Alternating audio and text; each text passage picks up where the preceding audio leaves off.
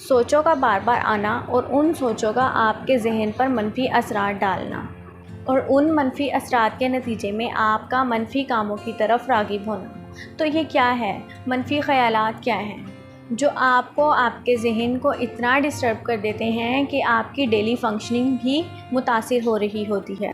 तो आइए जानते हैं इस वीडियो में। अस्सलाम वालेकुम, मेरा नाम फ़रा नाज है और बाय प्रोफेशन मैं एक क्लिनिकल साइकोलॉजिस्ट यानी माहिर नफ्सियात हूँ।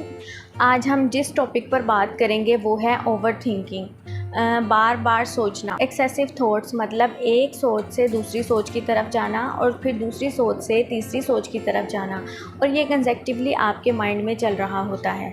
हम शिफ्टिंग कर रहे होते हैं अपनी थॉट्स की, इनको रोकते नहीं हैं, इनको कंट्रोल नहीं करते, बल्कि एक्सेसिव सोचते चले जाते हैं। और जब हमारे माइंड में ये चीज़ें आती रहती हैं तो या तो फिर हम एंजाइटी की तरफ चले जाते हैं या फिर डिप्रेशन की तरफ चले जाते हैं। ज़्यादातर हमारी थॉट्स किस से रिलेटेड होती हैं? अगर हम बात करें तो हमें पता चलता है कि हमारी ज़्यादातर थॉट्स पास्ट से रिलेटेड होती हैं। हमारे पास्ट के कुछ रिग्रेट्स होते हैं जो कि हम कॉन्टीन्यूसली सोचते रहते हैं कि काश मैंने अगर ये किया होता तो मैं आज किसी अच्छी जगह पर होती। रिलेशनशिप में सोचते हैं कि अगर मेरी शादी किसी और जगह हुई होती तो आज मेरा रिश्ता ज़्यादा अच्छा होता।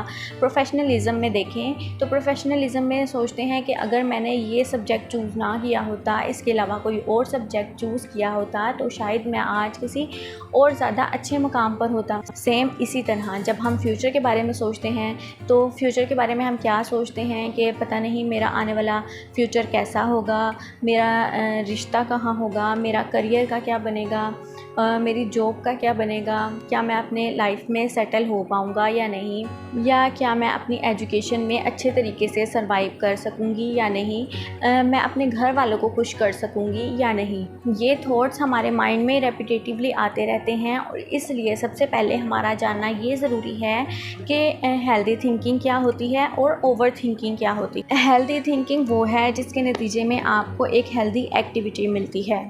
फॉर एग्ज़ाम्पल, आपको कोई टेस्ट मिला है या आप कोई जॉब होल्डर हो, आपको असाइनमेंट मिली है, तो आप उसमें आप सोचेंगे क्रिएटिव थिंकिंग, क्रिटिकल थिंकिंग, और उसके रिजल्ट्स जो आएंगे वो आपके लिए बेनिफिशियल होंगे। इसी के ऑपोजिट अगर आप ये सोचते हैं कि पता नहीं मुझसे क्या होगा, मैं अपनी असाइनमेंट ठीक से कर पाऊँगा या नहीं कर पाऊँगा, तो जब आप ये सोचते रहेंगे आप कंसेक्टिवली नेगेटिविटी की तरफ जाएंगे, आप नेगेटिव सोचेंगे तो उसके रिजल्ट्स क्या आएंगे? नेगेटिव आएंगे। इसीलिए ज़रूरी है कि हम आइडेंटिफाई करें अपनी नेगेटिव थॉट और पॉजिटिव थॉट को। अगर हम बात करें जो हमारे पास्ट रिग्रेट्स होते हैं, होता क्या है कि अगर आपसे माजी में कुछ काम गलत हो गया है तो आप उसको कंसेक्टिवली सोचते रहेंगे कि ये मैंने गलत कर दिया था, ये मुझसे गलत हो गया था।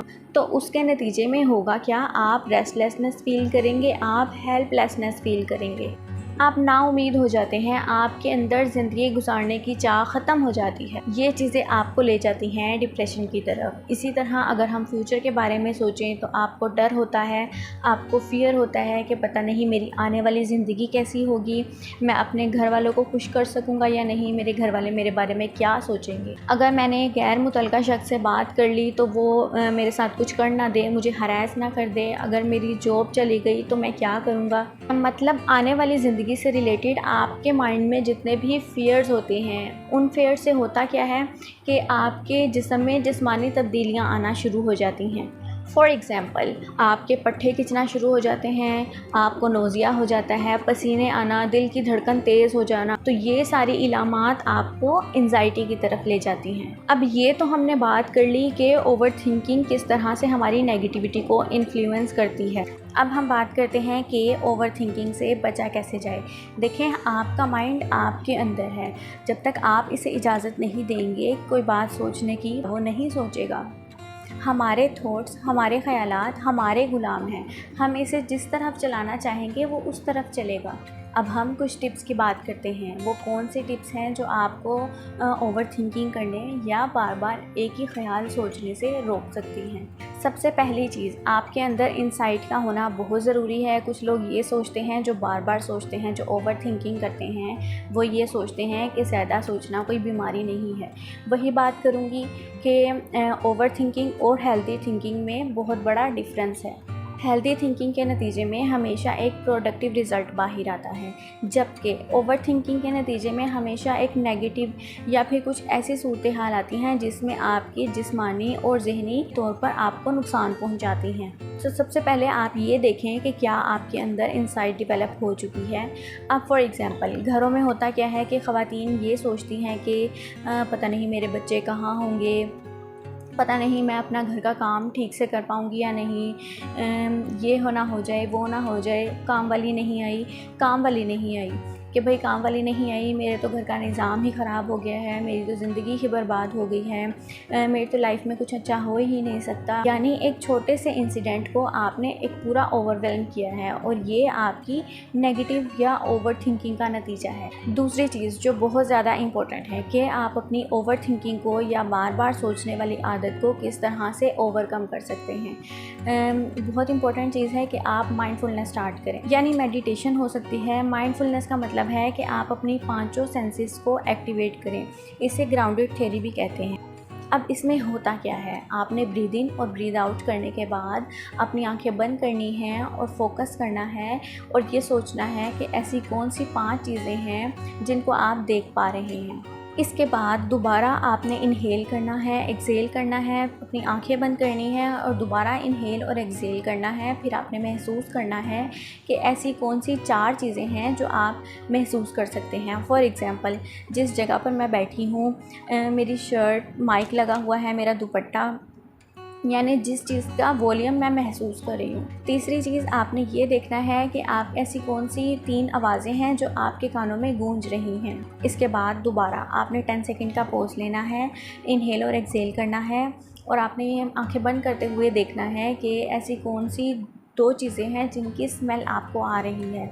और लास्टली आपने क्या करना है, आपने महसूस करना है कि कौन सा टेस्ट आपकी ज़ुबान पर मौजूद है। ये जो 5 स्टेप्स हैं ये आपकी 5 सेंसेस को एक्टिवेट करते हैं। इसके बाद ना सिर्फ आपका फोकस बल्कि आपकी ओवर थिंकिंग की जो हैबिट है वो भी कम होती चली जाती है। क्यों? क्योंकि इसमें आप अपने माइंड को एक्टिवेट करते हैं और आप खुद से अपने माइंड को एक्टिवेट कर सकते हैं। थर्ड चीज़ ये कि पूरे दिन में आपने एक टाइम स्लॉट मुकर्रर करना है कि मतलब शाम को 5 से 6 बजे तक आधा घंटा या 1 घंटा आपने ये सोचना है कि आप अपने माइंड को, आप अपने थॉट्स को खुद से कंट्रोल कर सकते हैं और आपने अपनी थॉट्स को कंट्रोल करके दिखाना है और आपने उन सोचों को पेपर पर लिखना है। उसके बाद जब आप पेपर पर लिख लेंगे फिर आपने एविडेंस ढूंढना है कि क्या ये थॉट्स वैलिड हैं या आपके माइंड में सिर्फ एक मफरूज़ा बना हुआ है। और अगर आप ये सोच लें कि आपकी थॉट्स हेल्दी थिंकिंग थी या ओवर थिंकिंग थी तो आपको इसका रिज़ल्ट भी नज़र आएगा। फिर आप अपनी थॉट्स को चैलेंज करेंगे। इसमें होता क्या है कि आपको अपनी थॉट्स का एविडेंस मिलता है। फॉर एग्ज़ाम्पल अगर हम एक स्टूडेंट की बात करें, उसकी एक प्रेजेंटेशन है, उसने अपनी प्रेजेंटेशन भी बहुत अच्छी दी है, क्लास ने उसे अप्रिशिएट भी किया है, लेकिन फिर भी वो ये सोच रहा है कि मेरी प्रेजेंटेशन अच्छी नहीं हुई, टीचर मुझे अच्छे मार्क्स नहीं देगी। वो अपने आप को क्रिटिकल और नेगेटिव रिव्यू करता है। तो इसमें होता क्या है, देखें जब आप किसी दूसरे को समझाते हैं तो कितने प्यार से समझाते हैं कि नहीं भाई इट्स ओके, कोई बात नहीं, यू कैन हैंडल दिस। आप उसे मोटिवेट भी कर रहे होते हैं। तो अपनी ज़ात के लिए भी वो थोड़ा सा सॉफ्ट कॉर्नर लेकर आएँ, अपनी ज़ात के लिए इतने स्ट्रिक्ट मत बने। इसके बाद लास्ट चीज़ क्या है कि आप अपने आप को हेल्दी एक्टिविटी में इन्वॉल्व कर सकते हैं। डिस्ट्रैक्शन यूज़ करें। आपकी कोई भी फेवरेट हैबिट, म्यूज़िक सुनना, अपने किसी प्यारे से बात करना, कहीं भी वॉक पर जा सकते हैं ताकि आप अपनी ओवर थिंकिंग की हैबिट को काबू पा सकें। तो ये कुछ स्ट्रेटजीज़ थी जिन्हें आप अपनी लाइफ में यूटिलाइज़ करें तो अपनी ज़िंदगी को बेहतरीन तरीके से और अपनी सोचों को खुद से कंट्रोल करके बेहतरीन तरीके से ज़िंदगी गुजार सकते हैं। Thank you so much.